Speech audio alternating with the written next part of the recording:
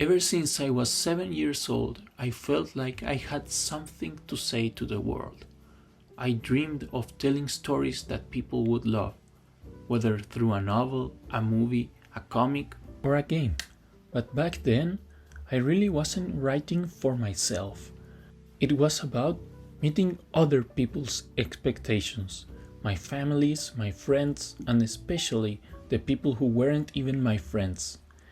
It was like I had something to prove to them. I've been writing for 18 years now, and I've written a lot of stories. For many reasons, I've never turned any of them into a reality just yet. But one day, instead of writing another comic or a novel, mediums which I was more familiar with, I decided to make a video game to tell one of my stories. I once dreamed of joining Nintendo to work on amazing games when I was a kid, and now that dream feels closer than ever. But that's when I realized I wasn't writing for anyone else anymore. I was doing it for myself. Just to be clear, I've never been a fan of social media. I never cared about Twitter, Instagram, Facebook, any of that. I'm just a regular gamer. You could say I've been living under a rock for most of my life, and that would be true. And since I've never followed politics closely, it feels like I've only recently stepped out into the real world. So I wasn't fully aware of most of the cultural changes happening in social media. But in games, something changed in 2020, at least in the games I was playing. I started to notice something weird happening. In movies it was happening too, but it wasn't as dramatic for me. It hit me with The Last of Us Part 2.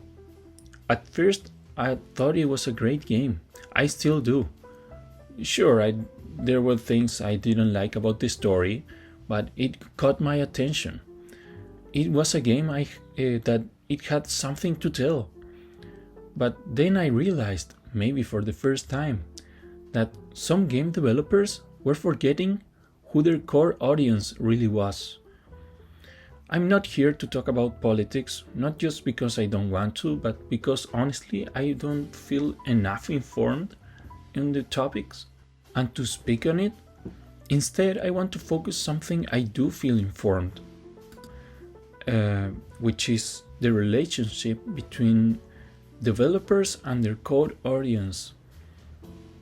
Now that I've been working on my own game for over a year, I've learned something important. Making a game isn't just about proving a point. It's not about what you as a creator want, or even what the audience wants. It's about making something that creates a real connection between the creator and the player.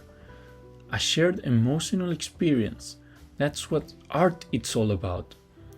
This might sound obvious for some people, but for some reason it isn't to some developers. I've written enough stories to know how easy it is to get so deep into your own mind and ideas that you lose sight of your audience. But from my perspective, many of these games that came up today don't just feel like the developers were stuck into their own ideas that hurt the final product. No, they feel like they're being made for someone else, not for gamers. So if you're making a video game, you have to make sure you're a gamer yourself, in my opinion. Play games, play your favorites, write down what makes them feel good, what makes them feel bad, and everything in between. Be the kind of gamer your game is for. Most game developers are self-taught, and honestly, believe the best ones are self-taught. Learn from the games you love and apply that knowledge to your own work. I'm not here to hand out advice to other beginners like me. After all, I've been working on my games for just a year. That's not a lot of time. But if you're someone who's always wanted to make a game, I've never started, this is your starting point.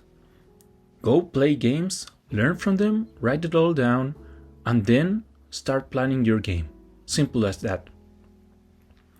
One day, I'll share my stories with all of you.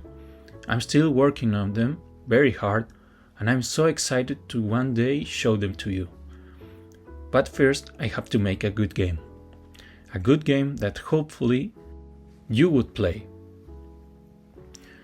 There's so much more I want to talk about this, and I will eventually, but this is just the pilot video.